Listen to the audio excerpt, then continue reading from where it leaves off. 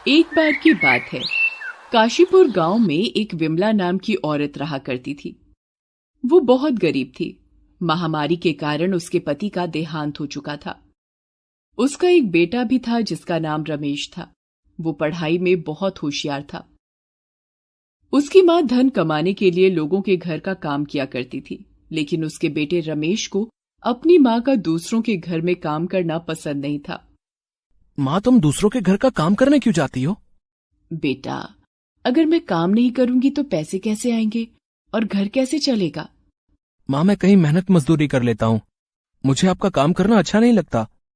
नहीं बेटा, तुम अभी छोटे हो, तुम अभी पढ़ाई करो। बिमला सोचती थी कि उसका बेटा पढ़ लिख कर एक बड़ा अफसर बने। बिमला जब काम करती तो रमेश भी उसके साथ जाता था। बिमला लोगों के घर जाकर कहीं बर्तन मांजती तो कहीं खाना बना दिया करती। वहीं रमेश लोगों के घर आए अखबार को बड़े ध्यान से पढ़ा करता था। एक दिन उसकी मां ने खाने की रेडी पर रोटी सब्जी का काम शुरू किया। वो अकेले ही 10 किलो आटे की रोटियां बना लिया करती थी। इसके साथ ही वो 2 सब्जियां भी बना लिया करती थी। इसके लिए वो सुबह 3 बजे उठ जाया करती थी। रमेश भी अपनी मां के साथ 5 बजे उठ जाता था और अपनी मां की मदद किया करता था, ताकि रमेश अपनी मां का काम में हाथ बटाकर अच्छी धनराशि अर्जित करवा सके।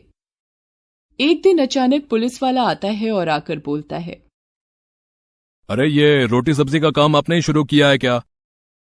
जी साहब, मैंने शुरू किया है ये काम। अरे माताजी, सड़क पर रेहड़ी लगाने के लिए परमिशन लेनी पड़ती है। आपने लिया है क्या? अरे बेटा, अपने घर के ही आगे तो लगाई है रेहड़ी, इसके लिए कौन सी परमिशन? अरे माताजी, ये जो रेहड़ी आपने लगाई है ना, ये आपके घर के सामने नहीं बल्कि सड़क पर लगाई है, और जिसके लिए आपको परमिशन लेनी पड़ेगी, वरना आपको रेहड़ी यहां से हटानी पड़ेगी माताजी। ये बोलकर पुलिस वाला चला जाता है, पर विमला को कोई फर्क नहीं पड़ता। वो रोज की तरह सुबह उठती है और रोटी सब्जी बनाकर रेहड़ी पर ले जाती है। कुछ समय बाद रमेश की मां अच्छी धनराशि कमाने लगी और पुलिस वाला भी दोबारा नहीं आया। बिमला का रोटी सब्जी बनाने का काम अच्छा चलने लगा, जिससे रमेश की मां की अच्छी कमाई होने लगी। अच्छी कमाई के चलते बिमला ने रमेश का दाखिला बड़े स्कूल में करवा दिया, ताकि वो अच्छी शिक्षा प्राप्त कर सके। अरे, इसके बस का कुछ नहीं है। हाँ, देखना, ये अपने घर का सारा पैसा खराब कर देगा। अरे भला बताओ, है? गांव का कोई व्यक्ति अफसर बना है क्या आज तक, है?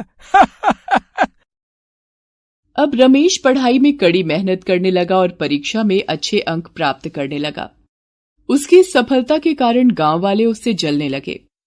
रमेश के अच्छे अंक प्राप्त करने की वजह से उसके अध्यापक भी उससे बहुत प्रसन्न थे। शाबाश रमेश, तुम ऐसे ही मेहनत करते रहो और आगे बढ़ते रहो। धीरे धीरे समय गुजरता गया और रमेश बड़ा होता गया।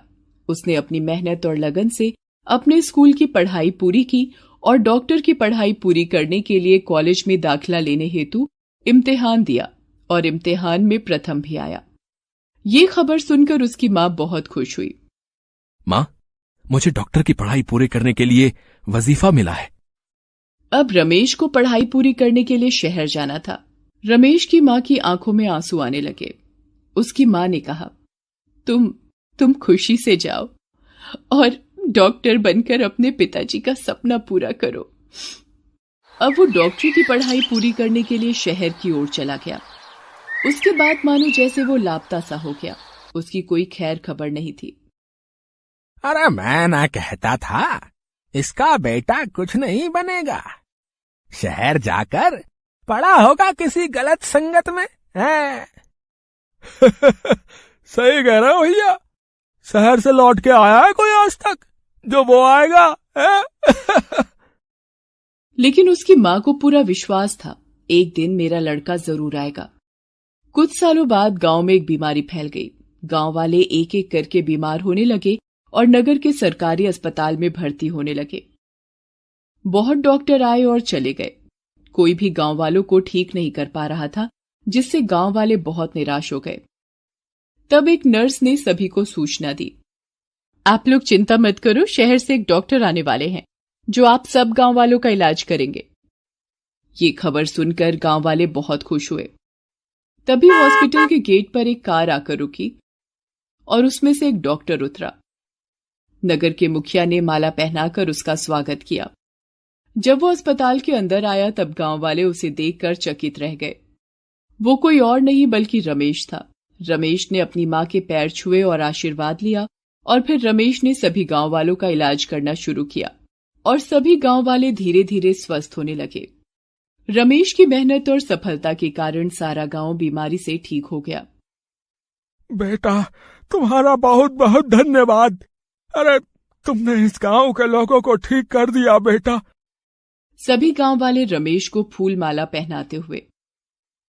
सब गांव वालों को ठीक देखकर उसकी मां को अपने बेटे पर बहुत गर्व हुआ।